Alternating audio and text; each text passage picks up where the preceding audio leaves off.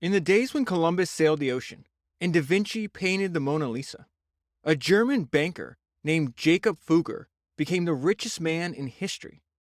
Maybe you've heard of him, but usually his name gets blank stares. His influence rests on what he did for Austria's Habsburg family dynasty. When Fugger made his first loan to the Habsburgs, they didn't even have Vienna. By the time he finished, they had half the known world. While they got the titles, Fugger got the money. His biggest client died penniless, and he died with the biggest fortune the world has ever known. Most people become rich by spotting opportunities, pioneering new technologies, or besting opponents in negotiations. Fugger did all of that through a mix of gumption and intellect. But he had an extra quality that allowed him to rise even higher: nerve. In an era when kings had unlimited power, Fugger had the nerve to stare down the heads of state and ask them to pay back their loans with interest. One of his sneaky financing schemes provoked an outraged Martin Luther to start the Reformation. In his biggest contribution to finance, he got the Pope to legalize money lending. He financed Magellan's circumnavigation of the globe, and he helped defeat the mobs in the first clash between capitalism and communism. In The Richest Man Who Ever Lived, the author Greg Steinmetz, for the first time, gives Fugger his due. It is the ultimate untold story. That is from the inside cover of the book that I'm going to talk to you about today, which is The Richest Man Who Ever Lived, The Life and Times of Jacob Fugger, and it was written by Greg Steinmetz. Okay, so this book was actually recommended to me by my friend Eric Jorgenson. Eric is the author of the book that I covered on Founders number 191. It's one of my favorite books. It's the Almanack of Naval, Ravikant. I think it's key for anybody trying to build a business in the age of infinite leverage. There's a ton of great ideas in that book. If you haven't listened to it, obviously read the book, but go ahead and make sure you go back and listen to episode number 191. And this is what he said about the book that I'm holding in my hand that got me interested in reading it. And it just lists some of the innovations that Jacob, I'm going to call him Jacob instead of Fugger. And you'll see why when I read this message from Eric. So he said, Jacob invented double entry bookkeeping. He had a similar fast information network advantage like the Rothschild. So I'm going to talk a lot about how Jacob reminded me of what I learned about reading the two books on the Rothschild. And then they call Jacob the German Rockefeller. And you'll see there's he had a lot of things in common with both the Rothschilds and Rockefeller. So he had a similar fast network advantage, just like the Rothschild had. He was as powerful as the Pope. In fact, he bribes multiple popes throughout the entire book. This book is absolutely insane. The events that take place in the book happened 500 years ago. Jacob's financing was decisive in a number of wars, and he knew it, and he auctioned his influence to essentially win the war. At his death, his net worth was 2% of the GDP of Europe. That's why the author makes the case that he's the richest man that ever lived. There's lots of good nuggets on Germany and European history, and I was just struck by the amount of violence that's in the book. It was just mind-blowing. He was generous to some degree, but he did create social housing that is actually still in use to this day, which is really remarkable. And then here's why I want to call him Jacob instead of Fugger. It's very likely that he was the root cause, the etymology behind the word fucker. And so the book opens up with the letter that Jacob is writing to Charles V. Really, I'm going to pull a couple highlights here at the very beginning because this is just a very unique time. They consider Jacob probably the first capitalist, at least the first capitalist that ever did it on the scale that he did it. And it's really important because he's rather unlikable. At least that's the feeling I had when I finished the book. But part of this is like it's kind of a struggle to put into context, like the historical context of when he was operating. So I want to just pull out a couple pieces here because I think if we do this right at the very beginning, kind of adds the important historical context that we need to understand his story and maybe why he made some of the decisions that he made. So it says Jacob wrote collection letters all the time, but the 1523 letter was remarkable because he addressed it not to a struggling fur trader or a cash-strapped spice importer, but to Charles V, the most powerful man on earth. Charles ruled an empire that was the biggest since the days of ancient Rome and would not be matched until the days of Napoleon. And so this is like I would say it's Jacob's most infamous letter. Sits down and is like, hey, Charles, I know you're the most powerful man on earth, but you owe me money and you owe me interest and you need to pay me now.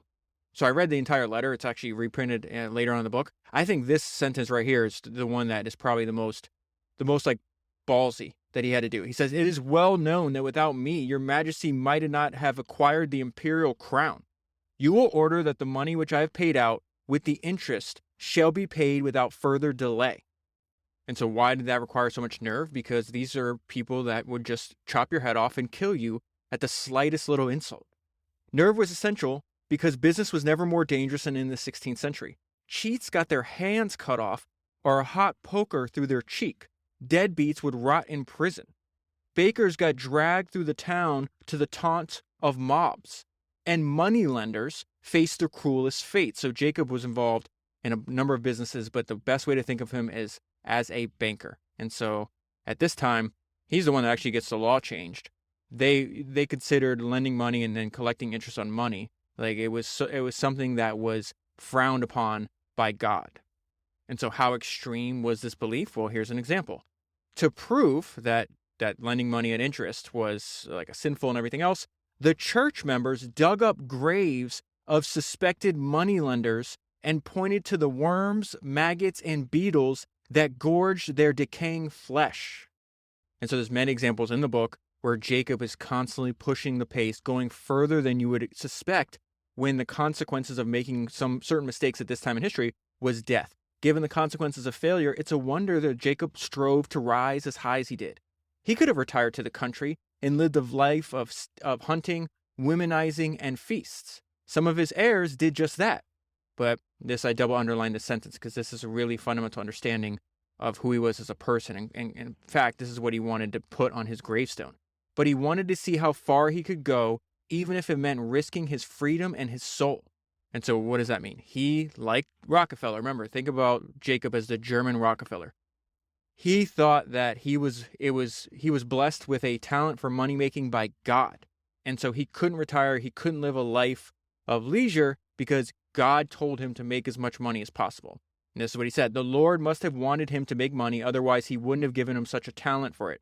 Many in the world are hostile to me, Jacob said, but I am rich by God's grace. That is exactly what Rockefeller believed.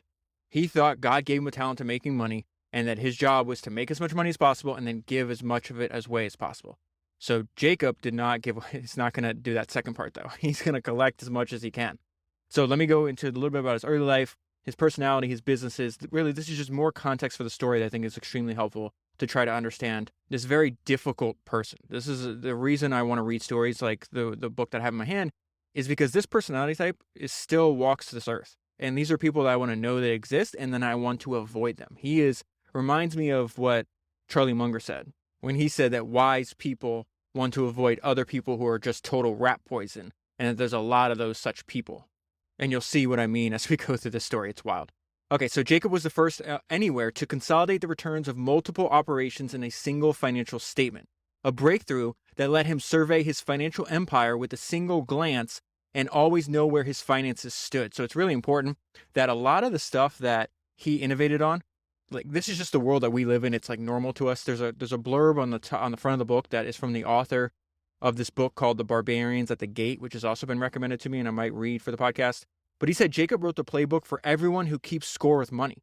This is a must for anyone interested in history and the history of wealth creation. And so this idea to consolidate all my different businesses, all the different offices I have all over the world into one single financial statement that I can just glance and know exactly where I stand financially. He was the first person in recorded history that did that. Then he created one of the world's first news services that gave him an information edge over his rivals and customers. It is fair to call Jacob the most influential businessman of all time. Jacob changed history because he lived in an age when, for the first time, money made all the difference in war, and hence politics. And Jacob had money. He lived in palaces and owned a collection of castles. His fortune came to just under 2% of European economic output at the time of his death. Not even Rockefeller could claim that kind of wealth. Jacob was the first documented millionaire in history.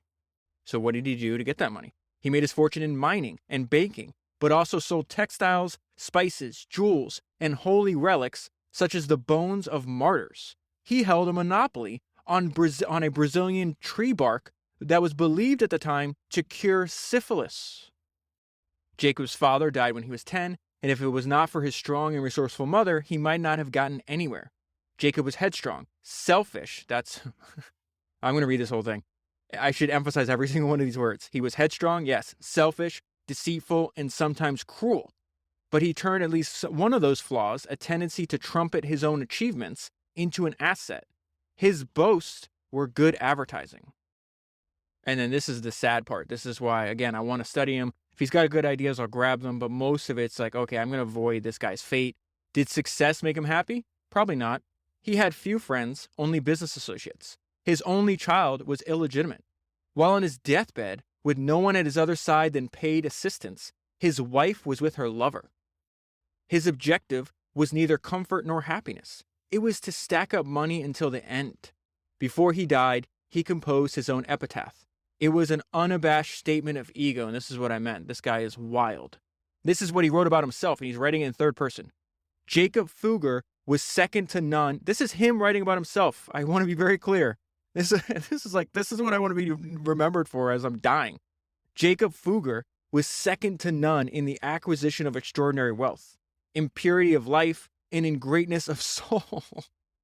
As he was comparable to none in life, so after death is not to be numbered among the mortal. So that's the end of his own description of himself. This is back to the author. His methods blazed the path for 5 centuries of capitalists. He was at his core an aggressive businessman, doing whatever it took to achieve his ends. To understand our financial system and how we got here, it pays to understand him. So the author already made a reference of how important his mother was, right? And the reason is because they're German, so they're in Germany, right? She sends him to apprentice at the absolute best place that he could possibly apprentice, because he's going to get a start just like Rockefeller as a bookkeeper, okay? So she sends him to Venice, and that is important because Venice puts commerce above religion, and Germany at the time did not.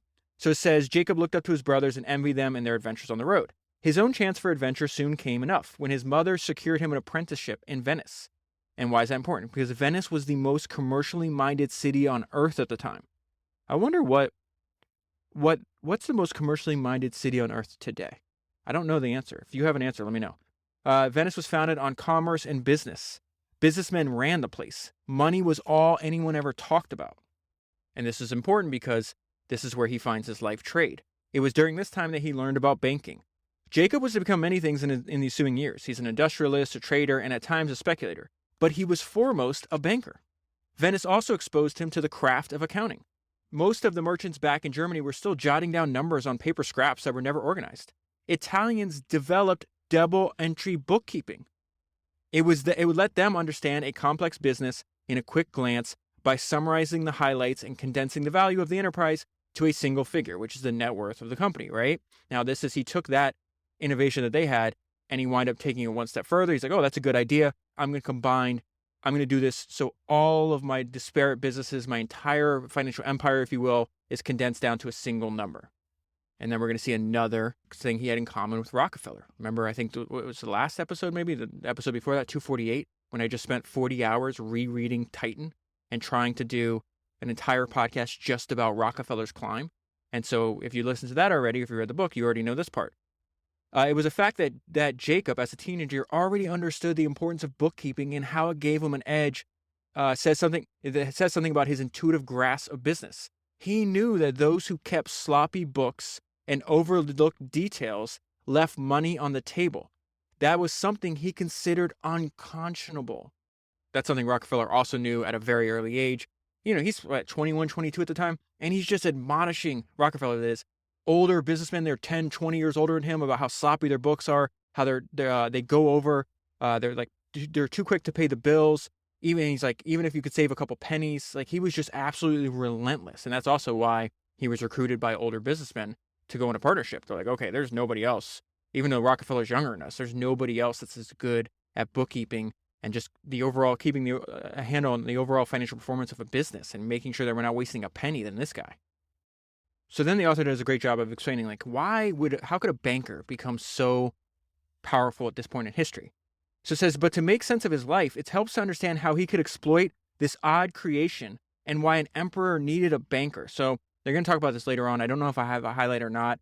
But you can think about the role that Jacob plays as an individual is now a role that's played by institutions like governments, central banks, the International Monetary Fund, pensions. He goes into more detail later on, but at his point in history, it's a dude. It's just him, and that's why he's able to make so much money. And so at this point in European history, the leaders are building wealth through war and conquering. This is a very zero-sum game.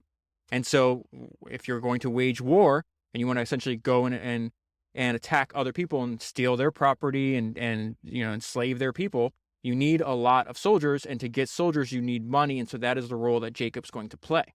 And so there's a bunch of characters in European history in here. I'm not going to go into too much detail because I don't want to distract us from the main story of focusing on Jacob. But he's going to team up with his first noble person. He's going to discard them, and you'll see how just ruthless he is. But it says the emperor received no funding except from his own estates and thus could only field a small army. This made him easy to ignore. So this guy named Frederick decided, hey, I need to raise money. I need to have a large army, and that's through that, this conquering, I'm going to produce wealth, right? So it says the great game of this era was to expand the family power base. The winner, how do you win that game? In other words, whoever grabbed the most titles and territories. It was a bloody business. Frederick, the guy that is going to team up with Jacob, had the fantastic notion that the imperial crown could make his family the most powerful in Europe. He believed in it so much that he stamped the initials AEIOU on his tableware. That stands for all earth is under Austria. So that's the size of Frederick's ambition. He's like, I'm going to control the earth, right? Here's the problem. The problem was that Frederick was unable to fund an imperial lifestyle and was broke. And not only is he broke, but he stiffed a bunch of other people that have lent him money in the past. So other merchants would refuse him credit. This is where he actually is introduced into the Fugger family. Because before banking, the Fugger family business was in textiles, so like cloth and fabrics and everything else. So he's going to wind up meeting Jacob's older brother. He didn't have any money, so he says that led Frederick to Ulrich, the oldest of the Fugger brothers, that he needed his help. He gave Jacob's older brother gave Frederick silk and wool for his robes and all this fancy stuff that he needs, and in return, Frederick gives him a royal endorsement. The royal endorsement was well worth a few cloths from the Fuggers. And so essentially what just went down there is a barter between the emperor and Jacob's older brother. And the reason I'm bringing this to your attention is because of the lesson that Jacob learns from this story. The spectacle of the emperor begging for help must have startled Jacob. Any belief he may have had in the emperor's superhuman qualities could not have survived the fact that mere shopkeepers, which is what they are at this point, right? Ordinary people that he saw on the street every day had denied credit to the supposedly most powerful figure in Europe. And so there's more detail in the book. But again, we live in a very different world where the people that have power usually have money too. In this time, you might have power in land, you might have power in titles, you might have been born into the right family, but a lot of these people didn't have a lot of money. And so people like Jacob in the 1500s, the Rothschilds a couple hundred years later, they're the ones that take advantage of the fact that the nobility or the elite or whatever you want to call them of their day were cash poor. We live in a time where that would be just absolutely ridiculous. So I'm fast forwarding the story a little bit. Jacob's 26 years old. He's like, all right, up until this point, the family had concentrated on buying and selling textiles, right? But the profit margins are small. He's like, I need to expand. He has gigantic ambition, right? So he's like, hey, a lot of these other elites or nobles are making a lot of money in mining, right? And he's like, there's definitely a lot more profits in there. How can I get into a new business line that had better profit margins? And so he winds up hooking up with Frederick's cousin. And this is a weird thing. I've heard of, actually, Dan Carlin of Hardcore History is the one that's taught me the most about this. Because a lot of his, especially his great series on World War I, about how many of European powers were related to each other. They'd be cousins or sometimes intermarried or whatever the case is. So similar things happening here. Frederick has a cousin. It's this guy named Sigmund. Sigmund is a terrible leader, very selfish, just essentially takes all the finances, acts as if it's his own personal bank, constantly overextends himself, and this is the in that Jacob's going to figure out. He's like, oh, if I lend this guy money, I can actually, it's almost like a side, like a flanking maneuver to get into mining. Let me read this and it'll make more sense there. Sigmund only spent on himself. When money ran out, he borrowed against the output of his mines by selling silver to a group of bankers at a discount. So eventually, one of those bankers is going to be Jacob. He gets the discount of like, let's say 50% off from Sigmund, and then immediately do geographical arbitrage. We'll send it to like Venice and other places and sell, at 100% return or whatever the case is. He'd be like, oh, I have no money. I have this thing that essentially just prints money, my silver mine, and I'll just sell it to you at a discount. Jacob wanted to be one of the bankers, and remarkably, he got in on a deal. The amount was small, but it made him a banker, the profession that over the next 40 years he would take to new heights. Jacob worked until the day he died. He dies, I think he's like 66, 65, something like that. But there is no retirement for this guy. He's absolutely obsessed. So he gets in when he's 26, but he's having no luck. It takes 4 more years before he gets another deal. And the reason that's important is because the Venetian bankers had this on lock. And they wind up getting into a beef with Sigmund later on. So now they're not going to loan him any more money. And this is where Jacob, I'm fast forwarding in the story, obviously, this is where Jacob's going to see his opening. He assumed his bankers would support him, but when he asked for more money, they offered only excuses. Sigmund tried his bankers one more time, but by now, Sigmund's years of unchecked spending and mounting debt had caught up with him. The bankers refused to help. Jacob came forward with an offer. Remember, he's been trying to work with this guy for 4 years. He's like, you gave me a little bit, then you left me out into like the wilderness. Let's do a deal together. And this is where we really see that Jacob just had this like gifted mind for business. So Jacob combined his family's money with money raised from friends and agreed to loan Sigmund the full amount. It was a whale of a deal for Jacob. It was more than 10 times the size of his earlier loan. The other bankers laughed. They couldn't believe that Jacob was willing to give Sigmund anything, let alone a bigger loan than any of them had ever made. If Sigmund repaid, Jacob would make a fortune. Remember, he's about 30 years old at the time.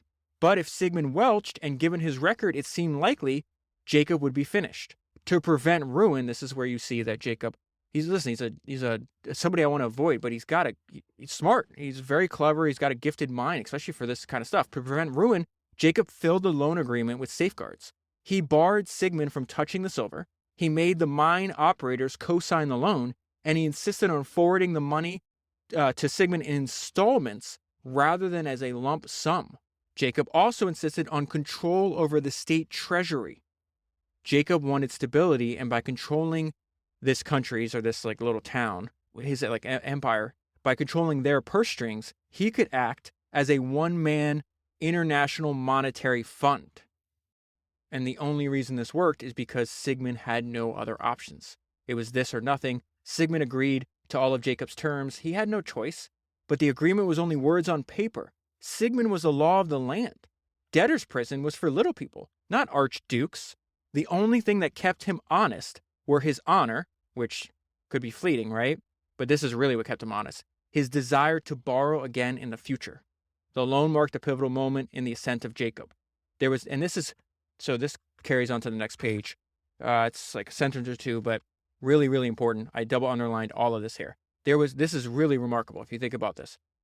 Because this is like the turning point in Jacob's life, right? There was nothing pioneering or innovative about the loan, and his competitors could have made it as easily as Jacob did. All Jacob did was put up his money when no one else had the guts. Such out-of-favor investments became a hallmark of his investing career. That sentence, I just re-listened to episode 103 about Hetty Green, because I know Hetty Green had made the majority of her money, her wealth. She went through all these financial panics in her life, maybe like a half a dozen. I lost count how many. And so we have no idea what's taking place in the economy right now. And I was like, hey, it's probably a good idea for me to go back and reread my highlights from Hetty Green's book and then re-listen to that podcast. It's episode 103, if you don't know what I'm talking about. I think the book is called The Richest Woman in America. But that sentence about Jacob could describe her as well. Such out-of-favor investments became a hallmark of his investing career.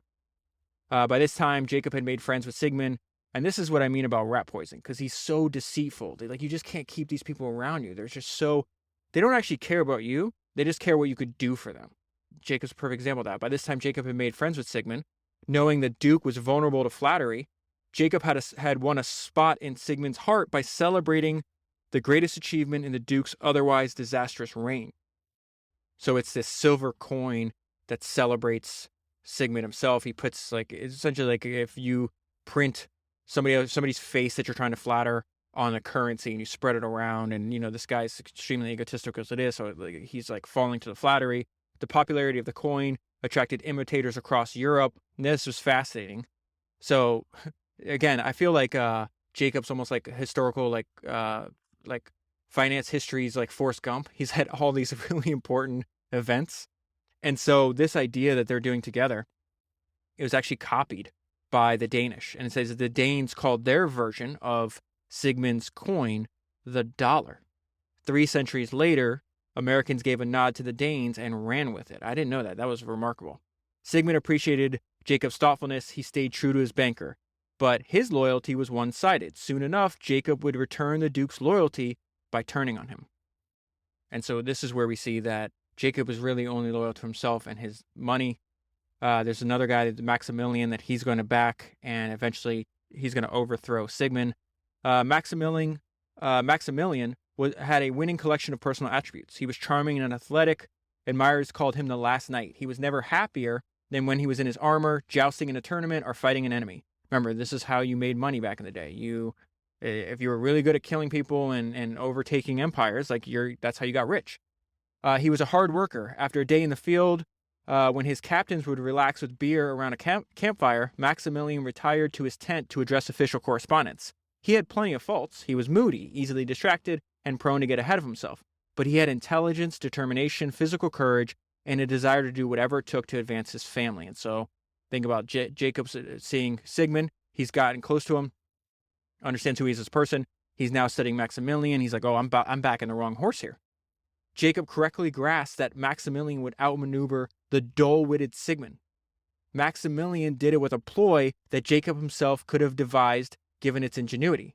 Maximilian loaned money to Sigmund backed by a mortgage on his property. If Sigmund failed to repay in 3 years, Maximilian would take over. Sure enough, Sigmund defaulted. He could have repaid if Jacob had loaned him the money, right? You figured that your main banker, he's going to bail me out. And this is where Jacob switches sides. But Jacob, who preferred the ambitious Maximilian as a customer to Sigmund, did nothing. Okay, so let's go into how Jacob worked. Entrepreneurs, investors obviously know knowledge is profit. Jacob knew it 500 years ago. I'm going to read this section to you, and then I want to read this later on in the book. I'm going to skip ahead and I'll come back, where they compare and contrast Nathan Rothschild and Jacob Fugger, which is very fascinating. So this is this information advantage that he sought out. Jacob craved market-sensitive information so much that he created a system to get it first, a news service, which was the world's first. He set up a network of couriers who raced across Europe with market information, political updates, and the latest gossip, anything that would give him an edge. In the years ahead, he learned about important deaths and battle outcomes before the emperor and his competitors. Eventually, Jacob's heirs turned this information network into the world's first newspaper. These dispatches, this information, eventually looked more like newspapers than anything else. Jacob's letters preceded the first newspaper by half a century. And so what was remarkable to me is that all throughout, like if you could see the book that I have in my hand, I'm like writing down, oh man, this is just like Rockefeller. Oh, this is just like Nathan Rothschild. And at the end, in the very epilogue, the author puts it all together for us. So I just want to read you, it's about like 2 paragraphs here, which is just really fascinating about just how similar. Again, didn't know each other. Maybe the Rothschild had heard about Fugger. I'm not entirely sure. But it's just always fascinating to me how people didn't know each other, lived at different points in history and usually in different geographic locations, arrived at the same conclusion about what is like a useful idea for their business and what's not. And then, of course, if you haven't listened to, I got a ton of messages when I did a 2-part series on the Rothschilds. It's episode 197 and 198. Starts with the founder of Rothschilds, like the dad, and then the second book is about how the family expands. But really, the family, like the son, Nathan Rothschild, who was like the 3rd or 4th born, I can't remember at the moment. He's the one that really pushed the pace. He's the one that reminds me most of Jacob, and we're going to see that here. Of all the businessmen in history, Nathan Rothschild came closest to matching Jacob's influence, and his life and career echoed Jacob's own. Like Jacob, Rothschild came from a family of 10 children. He worked in a partnership with his brothers, and although not the oldest, rose to lead the family's business because of his intelligence and daring. Rothschild began as a wholesaler of textiles, and like Jacob, left the textile trade for banking. His customers, like Jacob's, borrowed to fight the French. Rothschild loaned to the Habsburgs. They ennobled him with the title Baron. Rothschild, like Jacob, never used the title, but his heirs did. In another coincidence, Nathan Rothschild had the lease for mercury mines in Spain. I think the most profitable business, single business that Jacob ever had was his mine. The mine still dominated global mercury production in the 18th century. Nathan Rothschild, like Jacob, exploited an informational edge. So he had that network I just described to you. The Rothschilds were famous for having a very similar, one of their greatest edges was the fact that they had this like countrywide, almost worldwide information advantage over everybody else. So I want to go into why Jacob was a misfit. And then this gives us, again, great historical context on why this view was important because he actually saw the truth, even though it wasn't accepted by everybody else. And so it says, Jacob went to church on Sunday, endorsed family values, and loved his king and country. But make no mistake, he was a radical. He refused to believe that noble birth made someone better than anyone else, which everybody in society believed, or at least professed to believe at the time, right? For him, intelligence, talent, and effort made the man.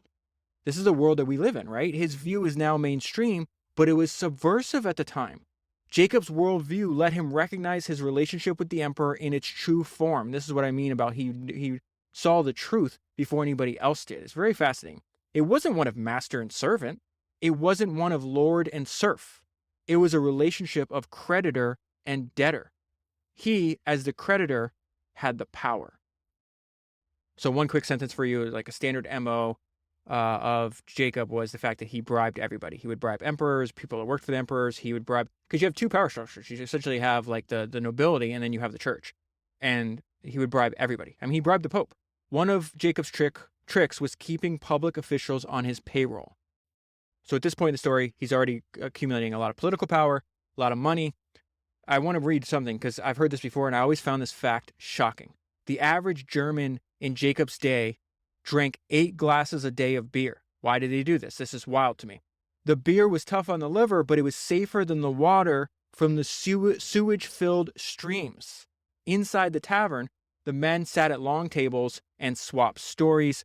And this is really jumped out at me because even though he's, kind of a jerk and somebody I wouldn't want to hang out with, he lived a very fascinating life. His life stories, it's unbelievable, the stories that are in this book. And so I really thought about it. I was like, well, how is this applicable to you and I? It's like, okay, all of us are writing a story.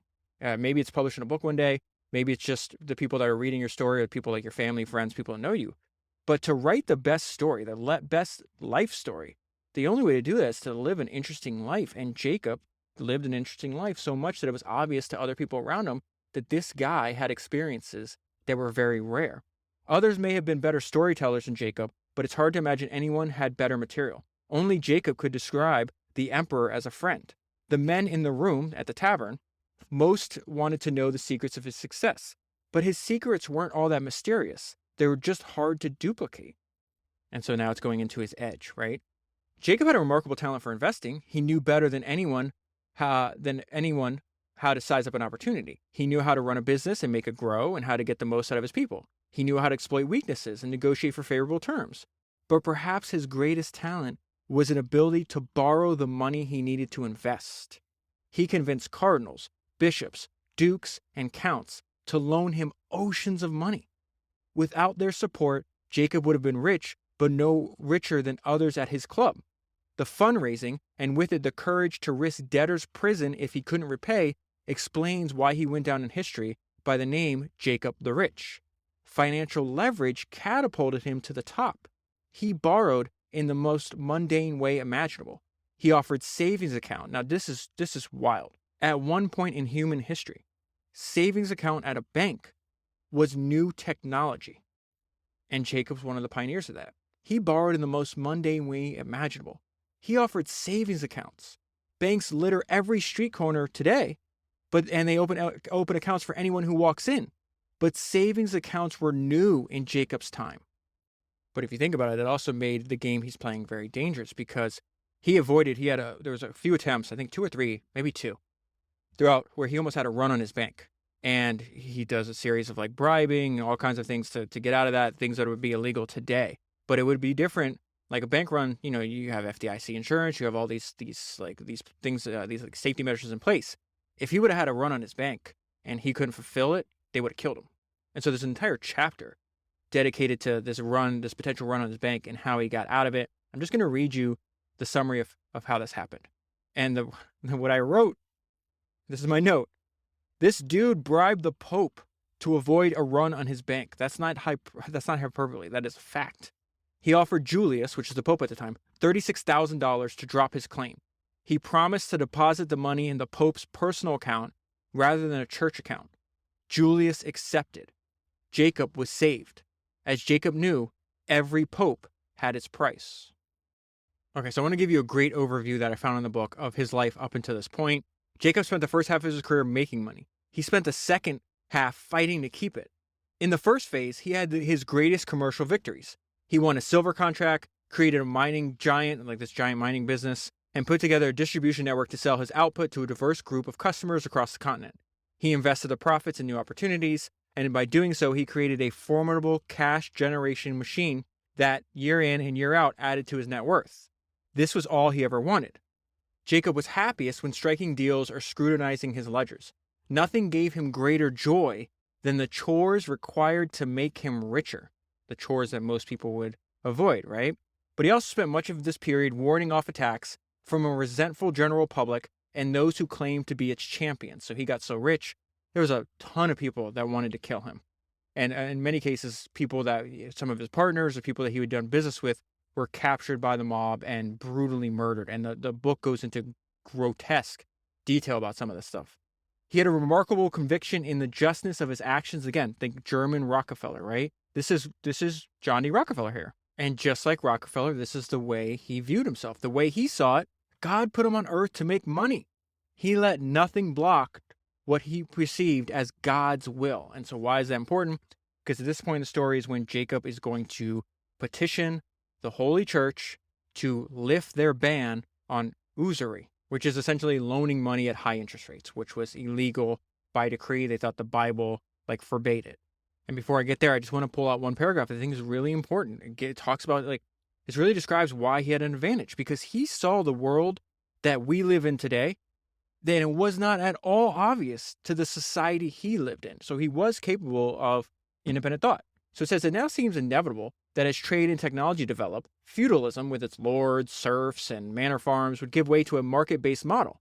That is, an economy that divided resources based on what a person could pay rather than what he needed. Jacob argued this was best for all concerned. Free markets created jobs and growth lifted all boats. But the intellectuals in Jacob's time weren't buying it. They only saw clever men like Jacob grabbing all they could. That is going to lead to a ton of violence that's in the book. And so this is where, and part of this is where Jacob is saying, hey, I got to get this ban lifted.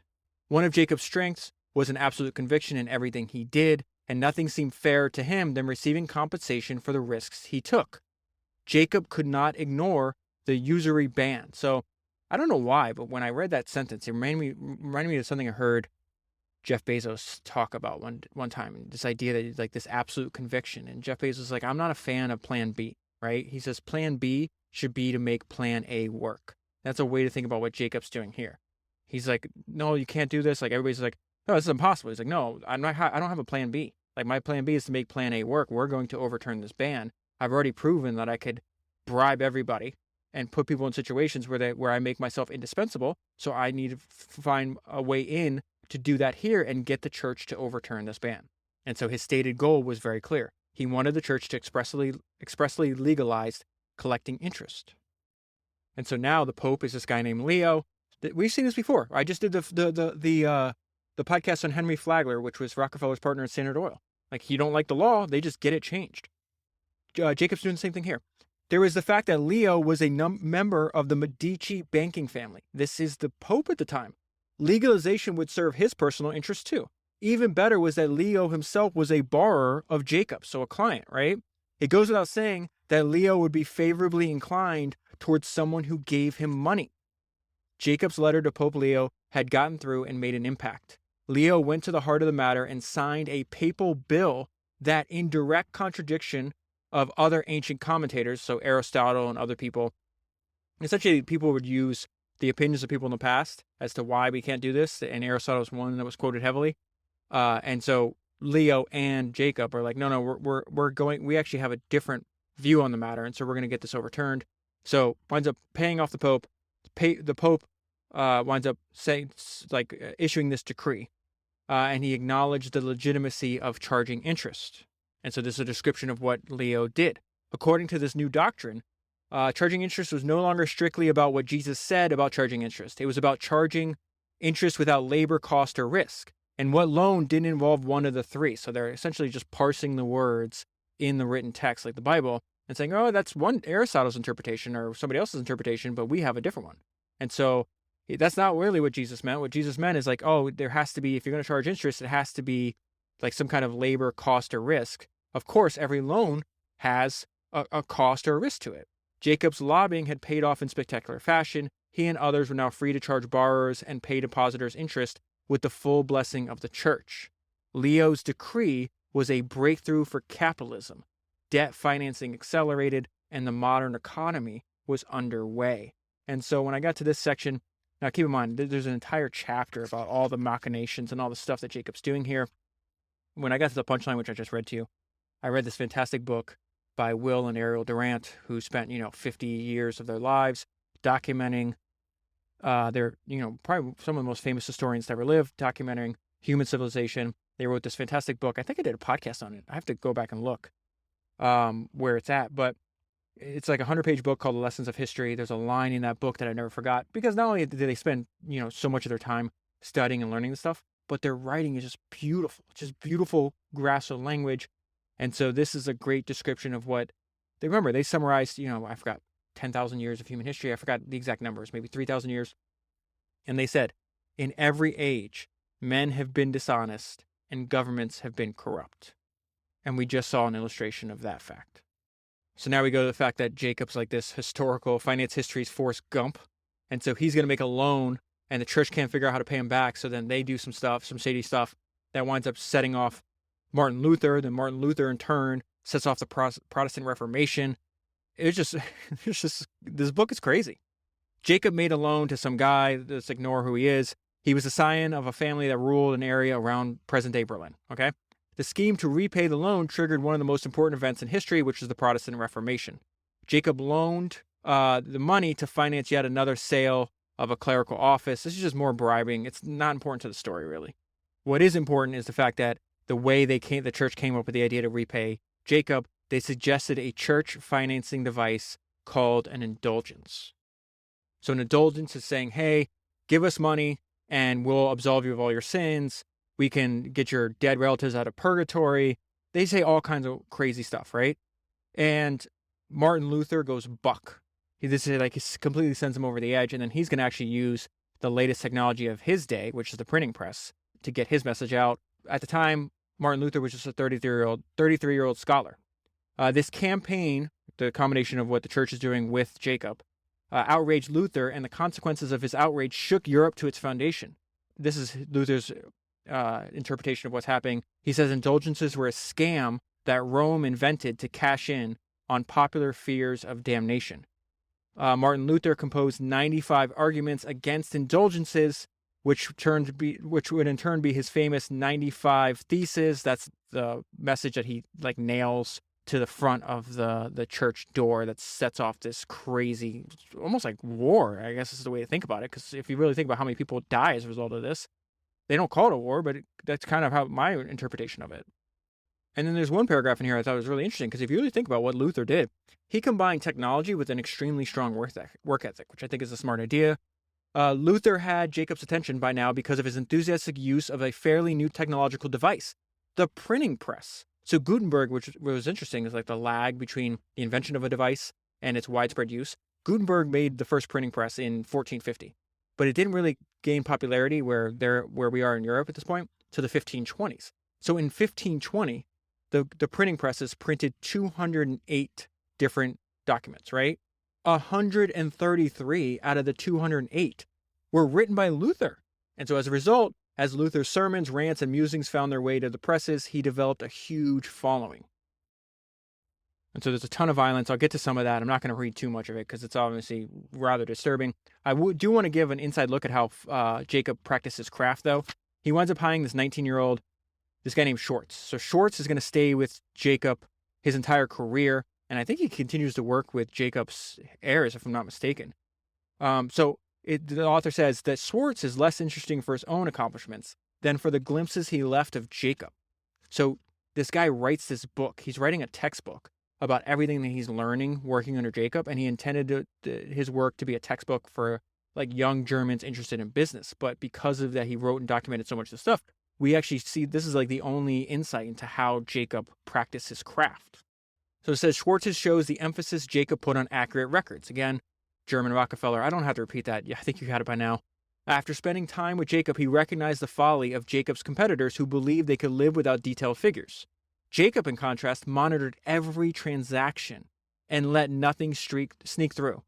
Jacob's offices had to update the figures every week and close the books at year-end, no exceptions.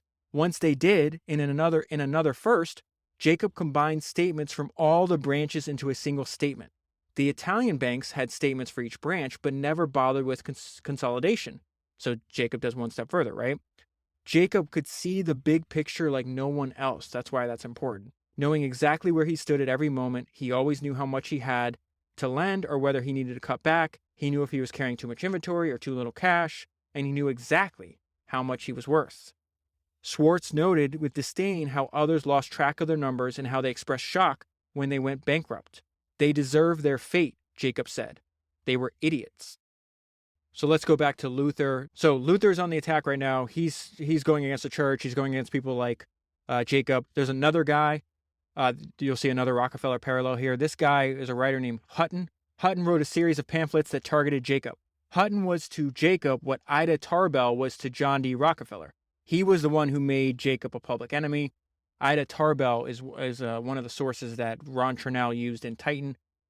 He thought she was too negative, and then the other people that had written about John D. Rockefeller at that point were too positive. So Chernow basically used both sources to try to give us like a more comprehensive look at who Rockefeller actually was. That he was both saint and sinner, which Chernow's I would say like takeaway. He's like he did terrible things and he did great things.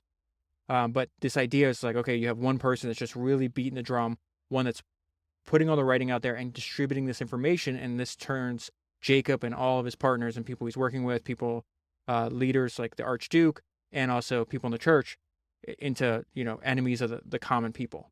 And the reason I want to bring that up is because the response to the people in power and Jacob it's completely predictable. They're in charge. They're the elite. They're going to suppress speech. So at this point, it says private individuals owned all of the printing presses in this little town they're in. Recognizing the danger of free speech, Charles, the emperor, took them over and assigned Jacob to run them. How crazy is that? The emperor hoped to censor Luther, Hutton, and anyone else opposed to him or the Pope by putting Jacob at the controls. But as they discovered, control of the presses could not still the opposition, and that is where we get into this like widespread violence. And they're outnumbered 9-1, and if they catch these people, like they catch people they think are greedy or essentially like taking advantage of the common people, when they catch them, they're not, hey, let's have a conversation. There's none of that. They will catch them and they will kill them.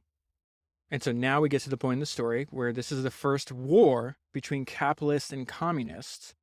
And there's going to be a couple different players in here. Really, it's just Jacob's got a ton of enemies. And so it says there's this one guy named Engels, and I just want to compare and contrast the two. And I think it gives context of like what's happening in the book. Jacob and Engels would have had little to talk about. Jacob, as events will show, defended private ownership to the last. Engels would have taken anything that Jacob had and given it to the people. Jacob respected anybody who put in a full day's work, but the rebellious peasants failed to qualify. To him, they were lazy parasites looking for handouts. They want to be rich without working, Jacob wrote in a letter. Jacob was more than an observer in the war. He was a catalyst. To peasant leaders, he was an oppressor. Many would have been happy to kill him.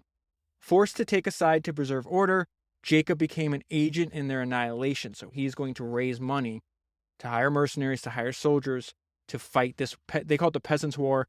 Really, the way to think about it is like it's the first physical war between capitalists and communists in history.